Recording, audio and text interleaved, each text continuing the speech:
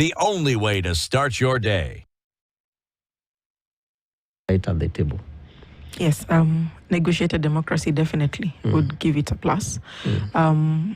Speaking of culture and what you're saying and what Honorable Keitanya said, there are places that you would go, they would not even allow you to sit as a woman with the elders. Yes. Correct.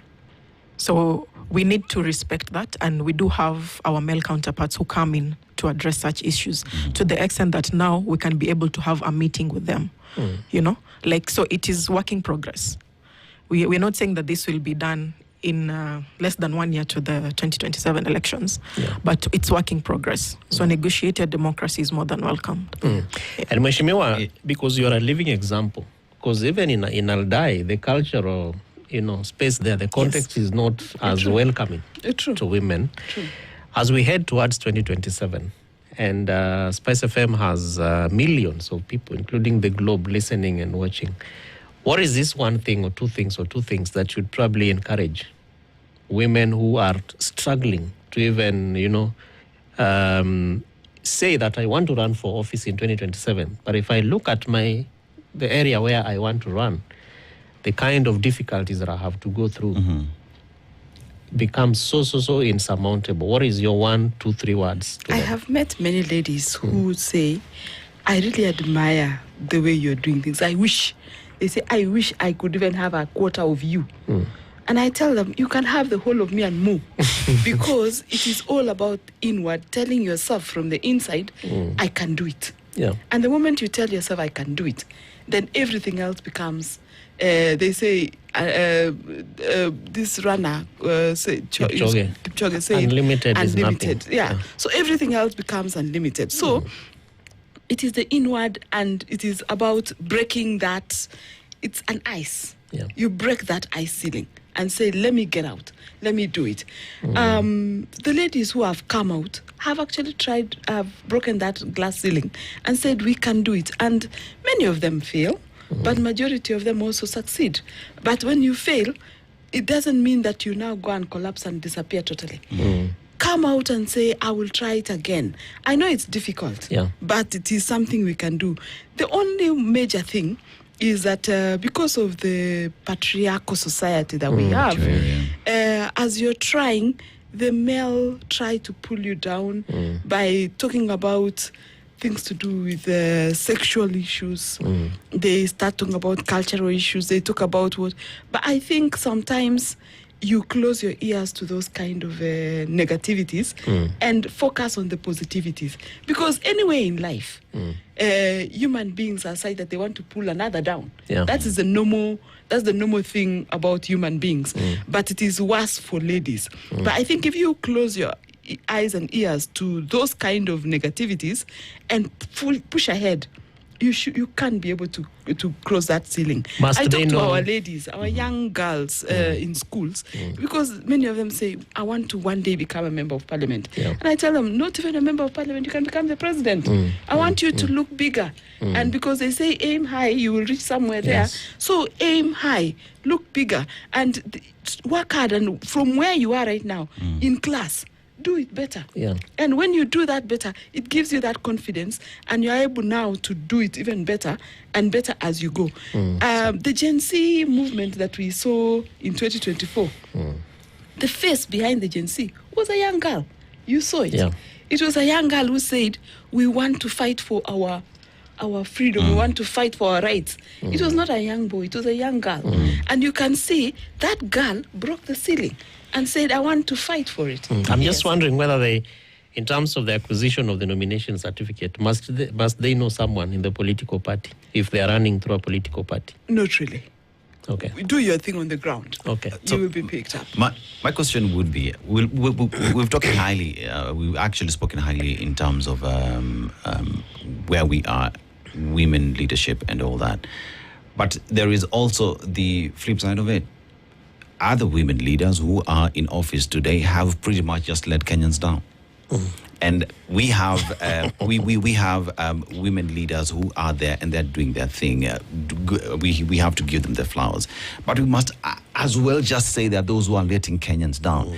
And that as it may, in a space where we have fewer women in this leadership position, when one lets Kenyans down, it is highly publicized. It is what Kenyans will see. Yeah. And many would also say, kama tuliwapatia opportunity and this is what you did, why should we even care? So you have to deal with that factor as well, and then brings women as well on the table and say, what is your responsibility in calling out your fellow women who are letting Kenyans down, because it is making things difficult for more women to be elected into office. Ilhan, we will talk about changing the culture. We'll talk about reading the constitution, the spirit of it. But when someone has been given an opportunity and has messed up, Kenyans will say, I mean, there's a section of Kenyans, let me not say Kenyans, there's a section of Kenyans who will say, but we gave you an opportunity. Look at what they did. Why should we even bother moving forward? We might as well just... Yes, we might as well just remain doing what it is we are used to. So how do we have these conversations among women to as well praise those who have to be praised, but call out those who have to be called out? Yes, so I believe there is KEWOPA. Yes, there's KEWOPA. So we do have associations that do help women in politics. FIDA itself also has capacity to assist, and we've come in to help several women, elected women who are in such situations. But one thing I'll say, which is something that has been repeated over and over again, we are in a patriarchal society. We cannot wish that away. You know?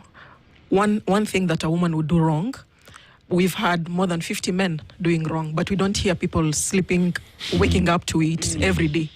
But one tiny thing that a woman would do, yes, it's a wrong, and a wrong is a wrong, and we'll call it out, but it should not be ingrained in us such that now every other woman cannot hold capacity or hold office by virtue of that person. We've had over 50, 100 people. In fact, if you look at the society, they tell you, in fact, in Kenya, if you do ABCD, then you are more recognized, you are more valuable, unfortunately so. You know, and we want to wish away such thoughts. We need to now start looking at matriarchy as a society. What can we do to ensure, you know, they say, educate a girl, you've educated a nation. Yes. The same thing applies. Can we have more women taking up spaces? You've talked about issues of how can we get them there. The first thing is for people to come out. We've had situations where we've trained leaders whose own spouses were not up for them to run. They were doing campaigns without their husbands knowing that they were actually campaigning, only for him to come and find out that the woman has now been elected. In some The areas, husbands even, are campaigning the women themselves. in some areas, they even keep the ID cards. Exactly. You know, and this is where we find ourselves today. That 2/3 gender rule is a problem for us, but that we should not stop there in moving forward to achieve it. Each and every single person has to come on board and put in the work. Where others do wrong, we call them out. Where others do right, we praise them, and that it is not only a conversation for Spice, it is actually a conversation for the nation. We need to change our cultures. We need to read the spirit of the Constitution and understand it, you know. And the men folk need to be at the forefront, because they have a wife, they have a daughter, they have a sister. Wanaume, kazi kwenu. It is exactly 8 a.m. My name is Dennis Aseto, and Ilham Hisham Said is a FIDA Kenya board member, and Miriam Kitanyi is the MP Aldai, bridging the gender gap. Kazi kwetu. Situskiza news. Leo baga up with the newswire. Good morning. Thank you. Thank you so much. The latest news from around the world. This is the Situation Room, the only way to start your day. Went back there, no. Yes. Yes. But to have that discussion with us is Martin Chomba, who is the chairperson, Petroleum Outlets Association of Kenya. Karibu sana, Martin. Uko salama? Thank you, kabisa. Mafuta iko? Mafuta iko, lakini nimekuambia mafuta ni kama pesa kwa hii nchi. Kuna wale wako nao na wengine hawana. Lakini iko tu. So we're having a discussion on the Strait of Hormuz reopens.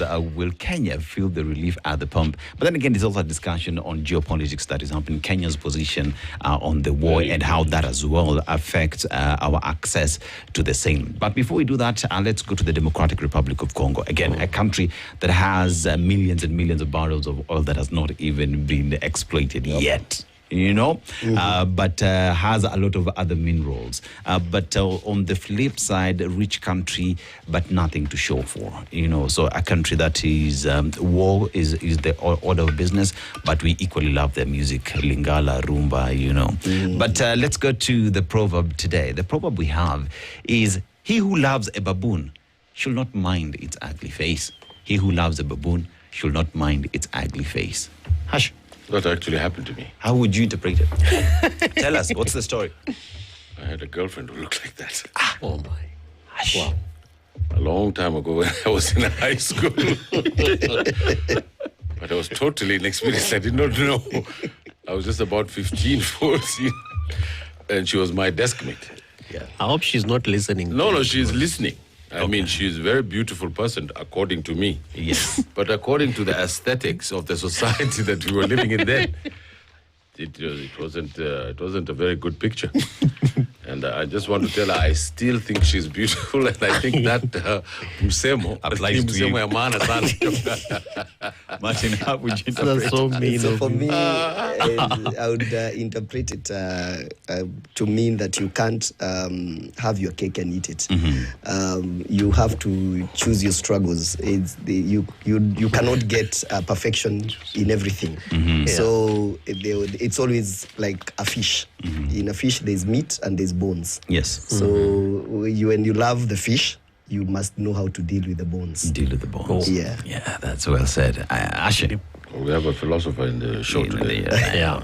So we find ourselves in a very critical point as a country and pretty much as the world. So the Strait of Hormuz reports indicate that it's been closed again because Israel attacked Lebanon. With that, then the world finds itself again not being able to get resources that it needs for the economies to move forward. So with what is happening in the Middle East today, Hashi, geopolitically speaking, international relations, what does that mean for the world? And are we likely to see this end in time soon? I was here a month ago. Yep. Was it? Yes. Everything I said happened. Everything. Even I'm shocked. There's a saying that says deja vu all over again. Deja vu is French.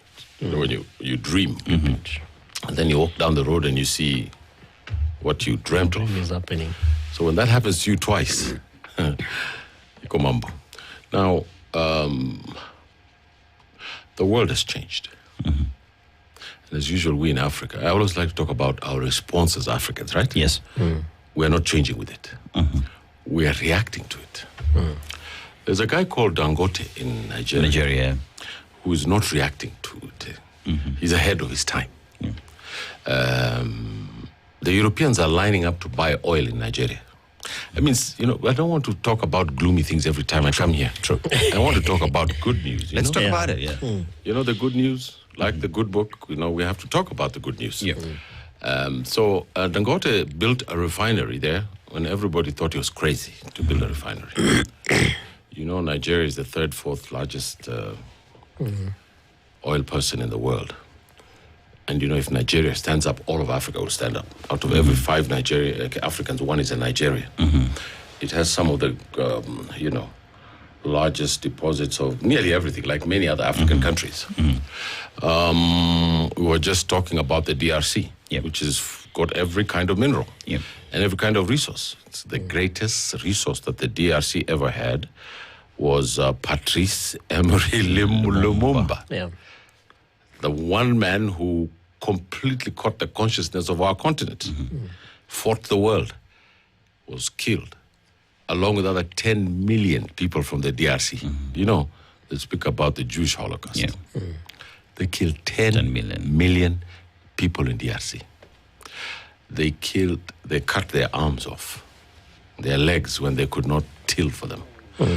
So we have this other African in Nigeria who built a refinery. We in Nairobi want the oil there now, we in Kenya. All the region wants his oil, including South Africa. He was thinking ahead of his time. So I think that's a very important example of what we ought to do. Kenya is awash in oil, all over here in northern Kenya, in Turkana. It's a basin that goes all the way to Kisumu. instead of waiting for the world to collapse, and then we start saying, where are we going to get our mandazi? The government, and of course the government is not going to do this because, we have decided to think the way, Mr. Gachagua was speaking there and Mr. Ruto was responding to them over there. They're talking about tribes. Mm-hmm. That's the political economy of our country. We have these politicians who are talking to 80% of the population who are under 25 and telling them about tribes, and these kids don't know anything about tribes. Yeah, including mine, including yours. Eh? So we have two pieces of hope. We have hope in Mr. Dangote because he built the refinery and Nigerian crude is being refined and being transported. Now, why did we not build a road from Lagos, across Chad, across to Port Sudan, across to Nairobi, to Cape Town, to all the other capitals, double carriageway, so that all the trucks could come and bring the oil? We buy it with the African currency, an African Union currency. We don't need to buy it in US dollars. It's a conversation that we've been having here in the need of Africa to look at solving its own problems internally, because we can do it. We talk about Libya and it's crude that is sweet, easy to process. Talk about Uganda today, it's exploring the same. Kenya is exploring oil. You talk about Nigeria now that is processing the same and refining the same. Now, but let's talk about the port of Hormuz and where we find ourselves as a country. We imported oil, did not meet the standards, where it went to kaput. Is there fuel shortage in the country today, Martin? And with us knowing that that is the problem we have right now, is there an immediate solution towards that? So, thank you. Allow me... because I remember you said we have... the other time we were having a conversation, just to piggyback, you said that we have supplies until the end of April. Yes. But now we're seeing people ending up because they don't have fuel. So, at the risk of sounding like a broken record, allow me to recap and say, I've said time and again that in Kenya we don't have a petroleum industry. So what we have in Kenya is petroleum logistics industry. So there's nothing, there's no value addition whatsoever that we add to the petroleum. The way we get it from Abu Dhabi or from Saudi Arabia is exactly the way it gets into your tank. And so what we are experiencing today is a logistic issue. In terms of molecules, we call them molecules in our in the industry. We have the physical stocks in Kenya. Actually, Kenya Pipeline yesterday, the acting managing director gave out the number of the volume that we have in the country. Unfortunately, I was here some times back and I told you this, that I'm not an economist. I am in development studies. But I know this, that markets react to realities way before they react to any arrangements that you may have here or there. And so, Kenya, the government of Kenya is very important to note that the government of Kenya does not own even 1 liter of oil in this country. The oil in this country is in the hands of the private sector. The people who sit in what you call the G2G, or the previously, G2G is actually an appendix of OTS, are the private sector players. These private sector players, they answer to their shareholders. The CEO of that company answers to the shareholder. And so what is happening in this country today is akin to you learning that you have 2 bundles of unga, and today they are selling at 100, and you are sure, as it is day now, that tomorrow they will be selling at 200 shilling. So if you sell that product today, what will happen is you'll have to go to the bank tomorrow to top up. And so what is happening is what I told you a while back. The reason why you're seeing this lining up is that in every village that you come from, where I come from, where Hashi come from, there's a gentleman who has a pump that sells to the motorbikes, to the probox, the people who run the rural economy. Those people have no leverage to participate in the open tender or in the G2G because they don't have the capacity to gather enough money to participate. So what they do, they scavenge for fuel from these big players. And whenever there's such an issue and they want to go slow on giving out the stocks before the time comes for the price review, what they will do, they will use their stations to sell. So the government cannot indict them and tell them that you are not selling. but the people in the villages will not get product. And so in what happens after, the impact of that is when I don't have product in my village, when we don't have product in the village, I come from Kirinyaga Central constituency. The only big stations are in Kerugoya town. Within the whole constituency, we have approximately 2,000 motorbikes. And those motorbikes are fueled in the villages. When the village guys do not have fuel, they all go to the major petrol station. So if this petrol station, even if they have fuel, logistically it becomes very impossible to fuel. And if they are running a stock of, say, 10,000 liters every day, they'll be stocking out every 3 hours. The turnaround time for that truck to go to Nairobi, get fuel and get it back to that station, it will be a difficult thing. That's why you're not finding the stock out in Nairobi, because we are very near the depot, but outside in the outskirts of Mount Kenya, I've heard in places like far-flung places in Kisumu, Isiolo today, the likes of Meru, we are having those stock out. So it is a logistical issue. And I've said this, that in he's talking about philosophy. In this country, in every country, any place where there is an affluent suburb, there is always Kijiji. In Runda, there is Githogoro. In Muthaiga, there is Madhare. In Karen, there is Kibera. It is in the interest of the people in Runda to make sure that the people in Githogoro are eating. Because in philosophy we say when the poor have nothing to eat, they will eat the rich. You know, Martin, the story that you're painting is one that is not looking very positive. Yes. Especially to those who are in the villages. Yes. Because you are referring to them. And even to us who are here, because a lot of the local economy is also run by those who are in big cities, right? Exactly. When there is something that of necessity, they will develop a group called a WhatsApp group, and you find yourself there. Where is the level of confidence? Is there fuel? Do we expect the prices to go up, regardless of basically bearing in mind what's happening globally? Is there hope of those local economies? Where is the truth of the matter is, Kenya is not an oil-producing country. Correct. And in the last 1 month, oil-producing country, including number one, which is US, have hiked their prices by about 25%. If you look at Europe, we are over 20%. East Asia and China and such places, we are doing 11 to 15% increase. And all those countries I'm mentioning are oil-producing countries. Kenya is not one. So it is sure that the prices in the next review cycle, the prices are going to go up. The only reason why the prices have not gone up is because we have a statutory mandate to review our prices on every 14th of every month. But even if the G2G guarantees us fixed premiums, we know there are things that have changed in the matrix. The freight and the insurance, they have changed. So that shock will have to absorb it one way or the other. Yeah. So Hashi, you know, when we talk about conversations around fuel, there is a geopolitics that comes into place. You know, I saw last week that there is a tanker that left the Strait of Hormuz and parked somewhere within the ocean and waiting for the highest bidder to buy it, and that ended up in London. But as we have this discussion, we also can't forget to talk about geopolitics and the position that different countries have taken. As we speak today, Kenya appears to have taken a position in the ongoing war, and one would ask the question then, how does that make it easy or difficult for us to operate in an environment where we know very well that we are not an oil-producing nation and that we depend on those other countries to supply us with oil? Oil is geopolitical. Yes. Oil is the basis of the petrodollar. 1971, Richard Nixon turned the economy of the world and made the US dollar the currency. Before, it used to be how much gold you have.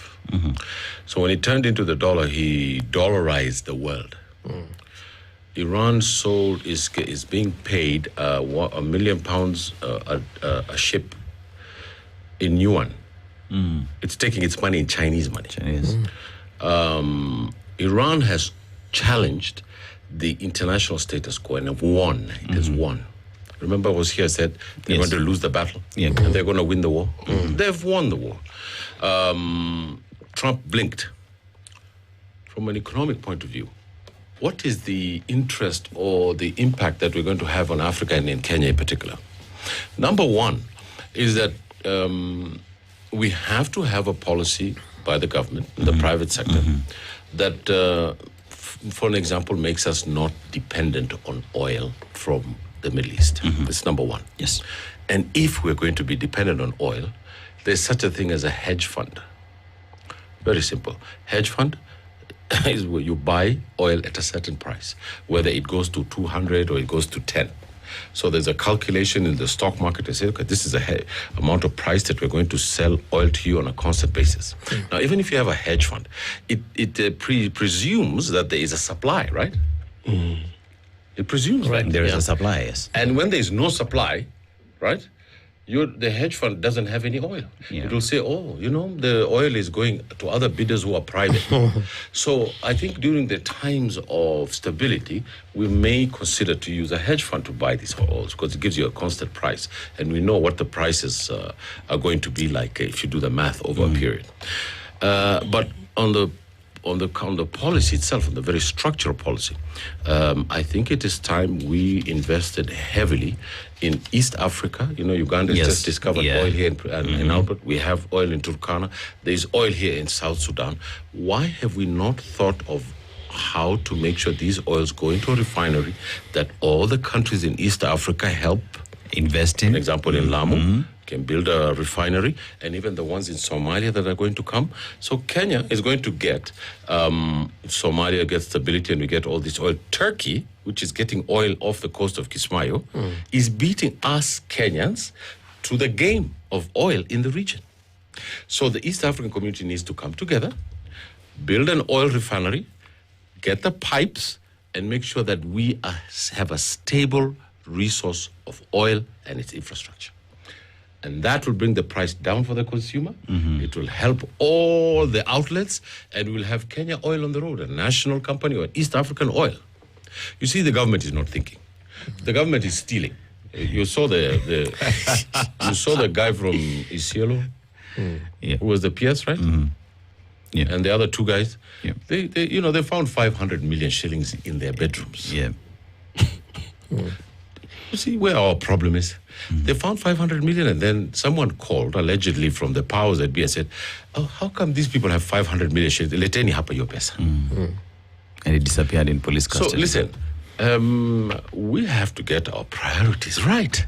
That the infrastructure of the economy in which we're going to have lunch today, because we're in the economy, that's why we're going to have lunch. Yeah.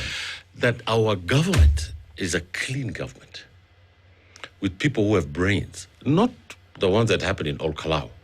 That is not the brains of this country. Or they're sleeping. So it is very critical for us to be very introspective about our country. And I think that it is high time that our governments come together once and for all and solve the problem of oil. We have oil. We have the intellectual capacity to build the refinery. We have the ability to export it if we want to. Somalia is the largest oil producer in the world today. I mean, it's not been taken out, but it has hundreds of thousands of wells along the coast, all the way to Las Anod, all the way to Erdwin, all the way to Berbera. We know that Ethiopia has the largest gas reserves in the world. The Chinese are there. Why? Why don't we have an East African oil company that has got shares, stockholders, that states are part of the shareholders, and that the people are part of the shareholders of that stock? Just in case people think we just want state-led capitalism. No, we can privatize this thing so that it is efficient, and me and you can go and buy shares of the Kenya Oil Company, which is part of the East African Kenyan Oil Company, and we can do the refinery, we can borrow money because we have the wealth under us. Finally, probably Kenyans need to understand something that's happening in world affairs today, and in particular as it concerns oil, is that the geopolitical infrastructure of the world has changed. The Straits of Hormuz was politicized by Iran, and it has stopped the world economy on its feet. Right there, just stopped everything. And the world might go into a recession if they close it for another month. Definitely, the Kenyan economy may collapse. The Kenyan economy may collapse if this thing goes on for 6 to 10 more weeks. We're in big, big trouble. And we don't have reserves. You know that, right? There's no reserves. I was actually coming to the next. Oh, I conversation forgot one last point. So I'm very sorry. I just want to steal a little bit of your time. Okay. You know, the president also, you just reminded me, the president made a foreign policy statement about the UAE. Yep. You asked me that question, I forgot to ask. And our brilliant permanent secretary went on Twitter saying, hello, we love UAE, we love Kuwait, because we get stuff from them, right? Yeah. And the Iranian ambassador replied. Yes. Yeah, yesterday. Did you see that? Unprecedented. And you know what? He went and said something entirely different. He said, according to the articles of the United Nations, Article 3, 4, 6, 9, 2, he said nothing. And he contradicted what he said. We are joking. We are just joking. And what we need to do is to wake up and smell the coffee. We are not going to go and play a sandwich between superpowers in the Middle East and think that we're going to survive. Those Iranians buy coffee from wakulima wetu. They buy tea from the Rift Valley. Our president is running the country like Donald Trump. You know Donald Trump? And this is wrong and it's not right. Yeah. Chomba. Yes, sir. We've talked about Kenya not having fuel reserves. The reason why we find ourselves here today. Yes. And you talk about the Strait of Hormuz being closed pretty much from the whole world. And as we talk about geopolitics, we can decide that only our friends would get to use this facility to get fuel. That is what geopolitics would do. And Kenya is seen to be walking straight into that trap based off how we're responding to this war. But then again, there is also the need for Kenya and other regional leaders to look at solutions to this problem. We just had the way Somalia has fuel. Kenya is exploring. Every other person is exploring. Can we as a region look at this is a problem? We cannot continue depending on fuel that comes in an area that we cannot control its geopolitics, but we can control our own politics around. Come up with a solution, come up with our own refinery and be able to sell this fuel to ourselves and even export when we have it in surplus. Are these conversations that we as a region, we as a continent must be having, looking at what is happening in the Middle East? Thank you. In Africa, and rather I would say Kenya, we are consumers of everything, including ideologies. And so we don't come up with our own. And if you're a consumer of things like policies and ideologies that are around the world, it is incumbent upon you, if you're forward thinking, to stay alert and assess what is happening around the world. From my layman's interpretation, I'll tell you that what you used to consider multilateralism in the world is falling flat. Okay? And so we are going back to classical realism. If you look at the idiosyncrasy of Donald Trump in foreign policy analysis, I know he'll tell you, you start by analyzing an individual leader. When you see the leader of the free world, what we call the free world, and you see their idiosyncrasy, it tells you that where the world is headed is everybody on their own, for their own, okay? And God for us all. And so Kenya is no exception. I would start by saying that the Petroleum Act of 2019 requires the government of Kenya to operationalize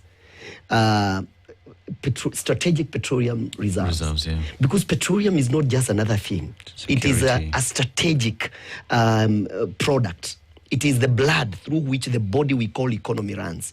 And the minute there is no blood, you are either dead of anemia or whatever it is. So if we have stifled oil distribution, we become anemic, economically speaking. And that is where we are. We are susceptible to every shock today. I'm actually shy of saying that we enjoy fuel today at the benevolence of peace in the Middle East. And I don't think that is a place that we want to delegate our economy. So we have a duty as a forward-thinking country to make sure that we hedge ourselves against such. One, we must diversify the sources of petroleum in this country. We cannot sit and always think that there will always be peace in the Middle East. And so even our partners in the G2G today, need to be told and to be advised that in as much as these companies are domiciled in the Middle East, we can get fuel. They should be able to get us fuel from other places. Number two, I don't see what the problem would be. We have people with serious capital. If you give them enough incentives, they can come and build oil reserves in Mombasa. We can give them a special economic zone. You see, there's a wisdom through which our forefathers used to give a piece of land so that police stations can be built in the area. Yeah. That person understood that if there's a police station in my land, I don't have the need to employ a watchman. Yeah. Okay? There's a reason why they would carve in a land and give churches or mosques to be built, because that person knows that whatever happens there, I'm part and parcel of it. So today, we can even give the private sector land in special economic zones in Mombasa and tell them you can build these companies. Say the company we are getting fuel from Saudi Arabia, call them ADNOC. They are selling to every other African country. What is the harm of them building a jetty in Mombasa where they can also re-export the product? And we know that if they have 1 billion liters lying in Mombasa, we are safe. Because in case of geopolitical tensions, we will be among the first people who benefits from this before we gather enough capital to develop our own oil infrastructure, as it were. So for me today, and this is what I was saying, and allow me to finish that thought. You remember I was telling you that in every affluent places, there is always these villages. That analogy was to mean for you to optimize as a rich person, you must have servants. And these servants must be eating so that they can be able to serve you. So the situation we have today that I was telling you about, the logistics, is that the people, where the oil is right now, the servants, so to speak, the gidogoros of the Runda are not having product. And so I am asking that there be a deliberate and conscious effort from the government and the people within the policy to direct that these people be given fuel. Because if they don't get fuel, even you who has, you will not be able to optimize in your trade, because the people that you are serving, if you meet in a petrol station 1,000 motorbikes struggling to fuel, with your Mercedes or your V8, you'll not be able to get that fuel. So it is important that everyone within the value chain, supply value chain, get this product. If we don't do that, we'll have a problem. The Strait of Hormuz has changed the geopolitics. Iran has realized that they can always politicize that place.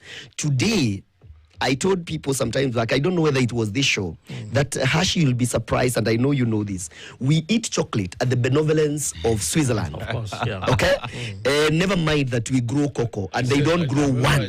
They don't grow one cocoa. Today, the best tea in the world is called English tea. They don't grow one bush of tea. So it is an indictment to us Africans. We don't develop.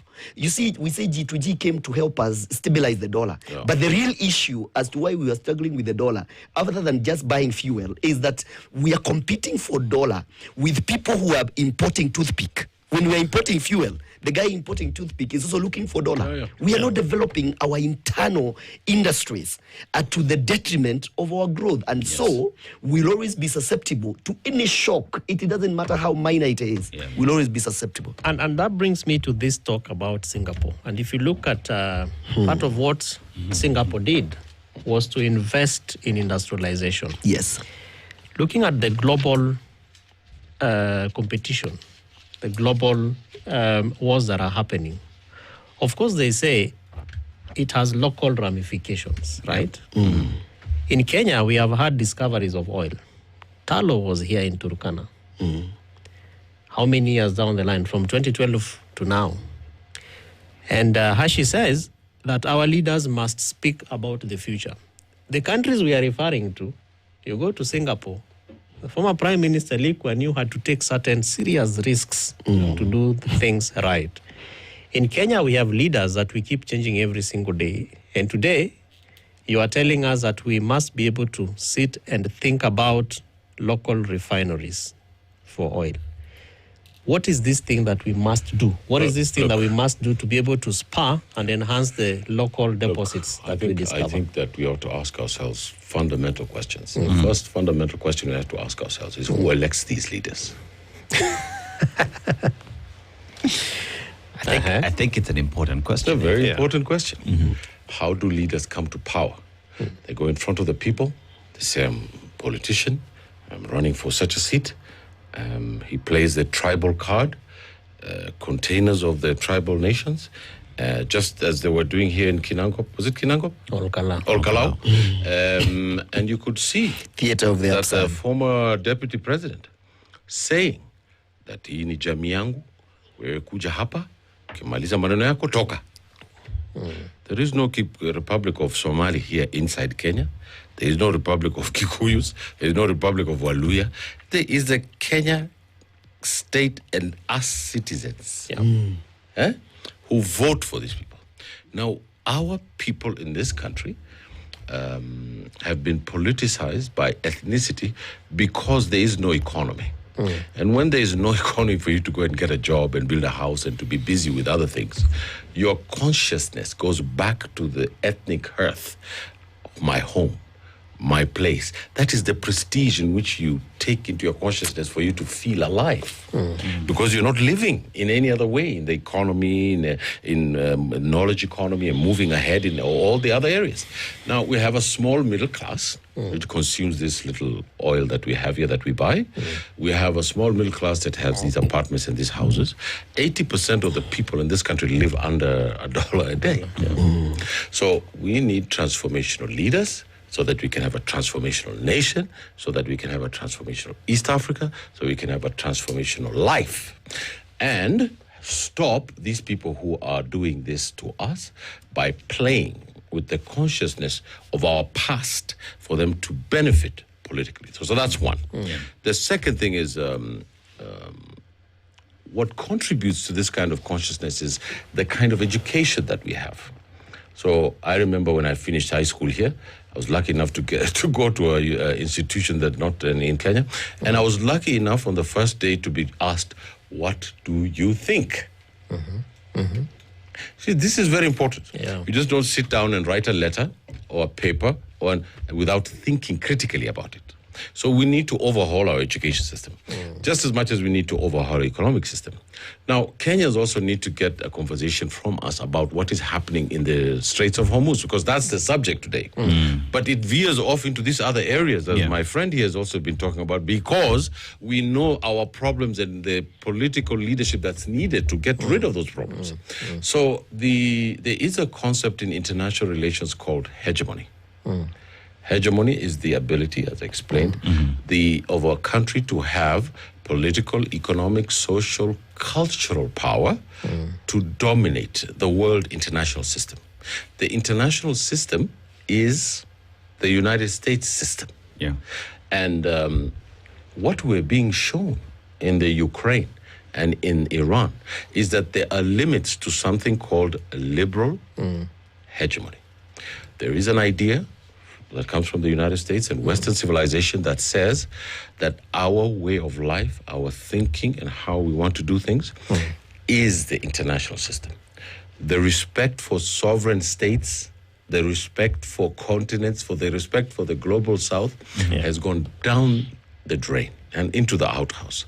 What is here now is a unilateralism, and a ferocious one at that, which has exposed not only us in Africa, even the Europeans. The Europeans are crying. They have no energy. Europe is lining up to buy oil from Dangote. The dependence on the world policeman, when they want, they just take off the sheep clothing that they have, or the wool's clothing in this matter, and they punch right through, and you listen. So what has happened is that a civilization that's been over there for about 2,500 years simply said, no, we're not going to accept. We're not going to accept this aggression. And the United States has come to a limit in which they have accepted the terms of the Iranians, and now they're in Pakistan, sitting down to negotiate. So I want to tell the Kenya government, because I'm a bit of an expert in this, they're going to make a deal. You know, every prediction I've said has come true. Yes, Cynthia? So I'm going to predict this so that Kenya government can, because now they're shaking in their boots. They don't know what's going to happen. They're going to make a deal in Pakistan. It's going to hold. Things are going to go back to normal. But we Kenyans are going to be held accountable by the Iranians over our comments with the United Arab Emirates. You know, President Ruto doesn't know when to keep quiet. I've said this many times. Because he does the people who know something about foreign policy are not being asked anything. He's a zoologist, you know that, the president. Yeah. About botany, plants and things like this. He doesn't know anything about political economy. And he doesn't have he has the people to tell him, but he doesn't listen to them. So he gets a call from the leader of the UAE, tells him, you know, Mr. President, we helped you. We want you to support. And then he say, of course, as Mr. Ruto, I have no problem supporting you. That should have been the answer. But as the President of the Republic, we are not going to intervene in that conflict except to bring people together and try and solve the problem. We're not going to take sides. Non-interference. And interfere in the internal issues of your area, especially with a huge power like Iran. You know, the United Arab Emirates and Qatar and all these countries. Did you know that there were pirates before? Did you know that? Their ships used to disturb British ships on the Straits of Hormuz. So these pirates, the British Empire decided they were going to cut little sultanates for them so that these pirates could just stay somewhere. And this is how they became a nation. There is no nation there. It's a gas station. We in Kenya are trying to build a nation state. No, it's just a fact. You know, no, it's just a fact. You know, we have to be very honest with the people of this world. I mean, you could walk across the UAE. You could walk across Qatar. I mean, the only places they have is this little city and trillions of dollars from gas. But there's no nation there. That's why you have 2 million people going to work there. It's just a fact. Iran is a nation of 100 million people with a history bigger that than stretches Kenya. 2,000 to 3,000 years.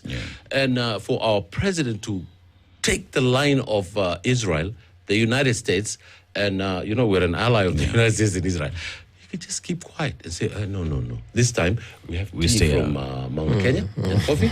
We have tea from Rift Valley and Mount Kenya. And we need our people to send this cash across to Iran. Let's not interfere with this issue. Martin, so, if you allow me, Dennis, to just follow up a question with Martin, especially around policy decisions, right? And the role that your industry plays insofar as enhancing progressive thoughts. You know, we are talking about taking advantage of these global challenges to have local solutions.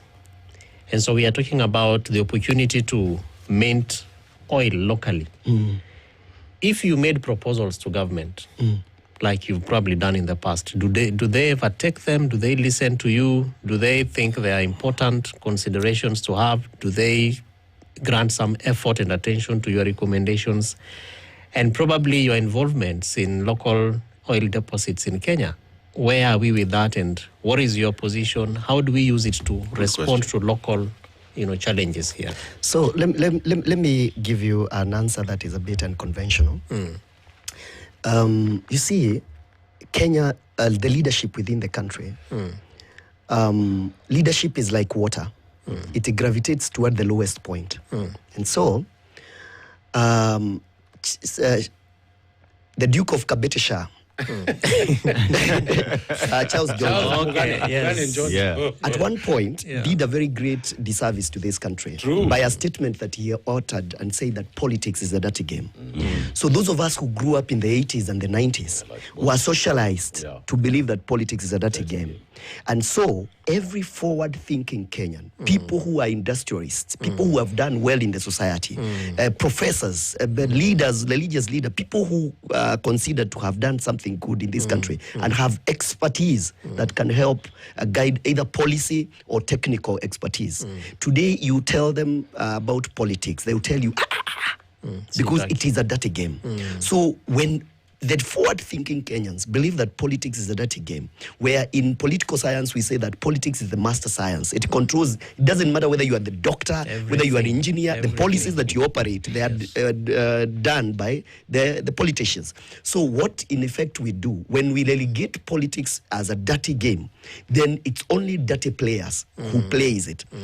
And when we elect them, 2 months down the line, we all act very surprised that they're not able to think at the latitude that we expect them to think. But we knew it. Even today, even in this Nairobi, the people lining up for positions of leadership, whether in governor or whatever, we know the capacity of what they can do. But we relegate politics to them because they are able to play dirty. So the same thing cascades to departments of government.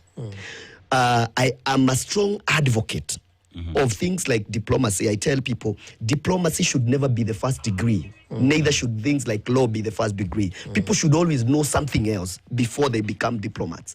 Today, the people that you're calling the advisors of government, you'll find that other than the office where they sit, they don't have the background knowledge. Some of us have the benefit of the worm's eye view, of the bird's eye, the worm's eye view, because energy sector is elitist. The way it is looked at, people look at it today. When I mentioned to you energy or petroleum, there's a brand that comes to your mind because of the socialization. But you know, like I've said, if you move the upper side of this country or the interior side of this country, 40% of all the oil consumed in this country, 68% of all the petroleum outlets are not branded. Correct. And that is a fact. But the elitist way we look at petroleum does not allow us to look at this critical number. People will always, when we go to government and tell them that we have informal sector, that is very critical to the economy. What they tell us is that ignorance is no defense. But this is the question I always pose to the government. Who should be indicted more? An ignorant population or a government that does not appreciate that they have an ignorant population? It's a bit of philosophy, as you were saying. It is very, very important that we get to a place where, as a people, as a government, we appreciate that we run informal sectors in this country. And so, at some point, because we are talking about bottom-up transformation agenda, we look at things from the point of the worm's eye view, because those are the people that will make you appreciate the level of our economy. Thank you, Hashi. So, you know, when we talk about diplomacy, we talk about geopolitics, we talk about what Kenya has to do. And all this, as you've said, has to go back to leadership and the kind of people that we put into these offices, which then brings me to the conversation on how leadership then affects economies and decisions that affect that as well. Everything. So you look at Africa as you speak right now. Africa has come, African Union pretty much has come with PAPS, which is a way Africa can be doing business with, African countries can do business with each other.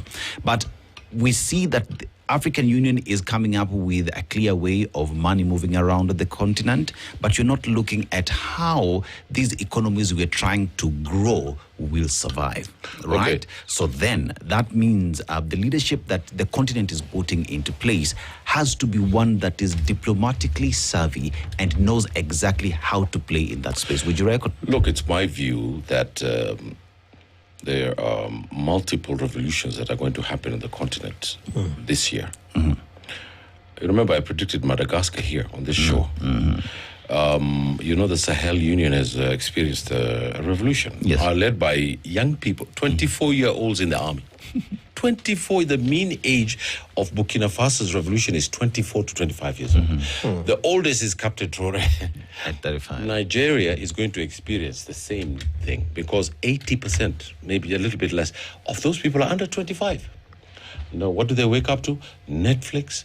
They've got these phones. They see how the other kids in the rest of the world are living. They want opportunity. This revolution is a revolution of opportunity. They want jobs. They don't want to trek through the Sahel. They don't want to go to a fortress in Europe. You see, the president of Cameroon has just appointed his son as the deputy. It's a monarchy. In the Gulf of Guinea, we know what's going on. I think that we are going to have the most tumultuous period in African history. It's going to be worse than the independence period because the whole continent of nearly 1.8 billion people are fed up. And the ones who are most fed up are the ones here in Kenya. The ones who iko kadi. Unawajua hawa jamaa. Those are the guys who are going to elect me Langata MP. Can you imagine when I go into the National Assembly what I'm going to do to William Samoei Arap Ruto?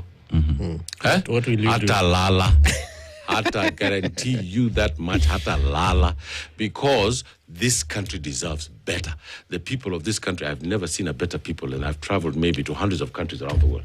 The people of this country are just amazing people. The resources we have is amazing. The weather we have is amazing. The country that we have is amazing. The brains we but have. They found 500 million shillings of executives of the Kenya pipeline in their houses. What else do we need to say to tell the people of this country that their country is being robbed blind, and that this problem of fuel and these arrests are fake, and what is going to happen is that in another week or two you're going to see these fellows back in their office? Because the person who appointed them was the president. This fake arrests and this fake, but he's the one who inaugurated the pipeline with all the razzmatazz. Don't be afraid. It's not you who's going to go to jail. It's me. He went there and opened the razzmatazz, and he said, "Oh, we will put it in the stock exchange." He said, "We're going to go do this."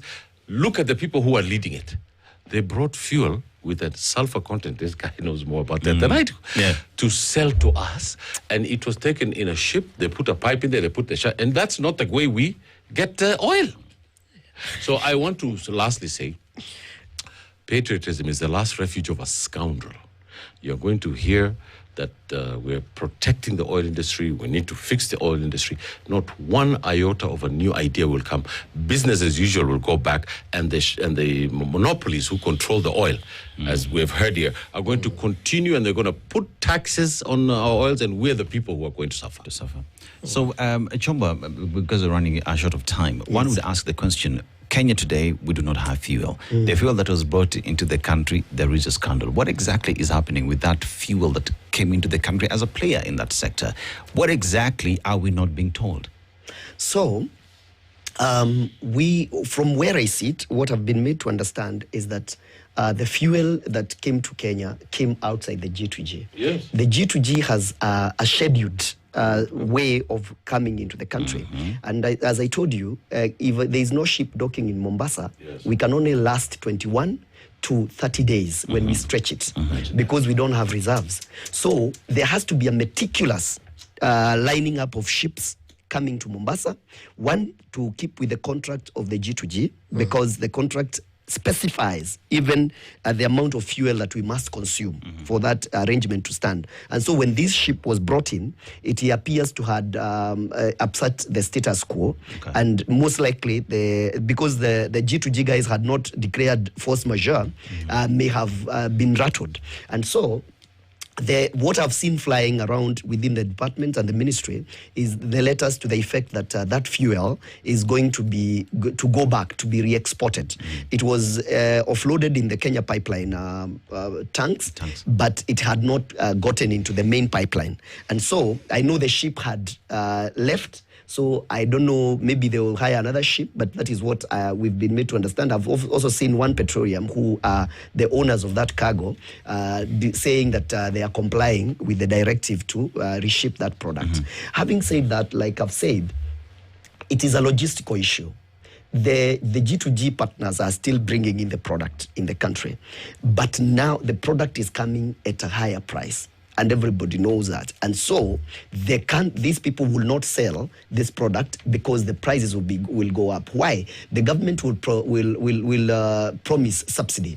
But the government do not pay within time. Today, if there's anybody who has today, if you get an LPO from the government and go to the bank, they'll take you to jail. So is it true that, give us the true fact, is it true that these oil did not meet the quality standards of the country, or is it because it did not follow the policy of G2G? It was fake oil. The two are true.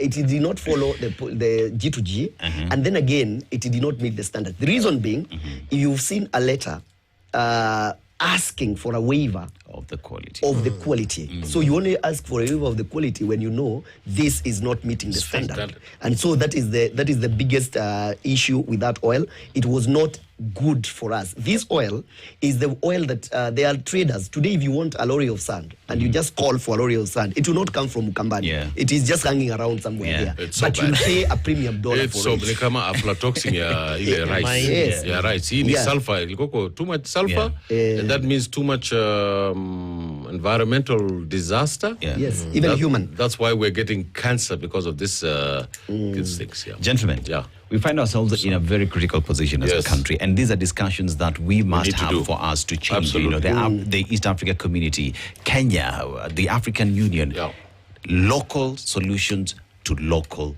problems. To global problems. Yeah.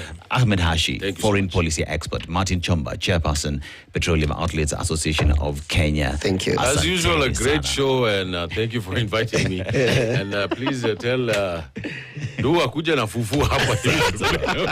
Let's get to the news at a minute after 9 a.m. Good morning. Thank you. Yes. This is the Situation Room, the only way to start your day.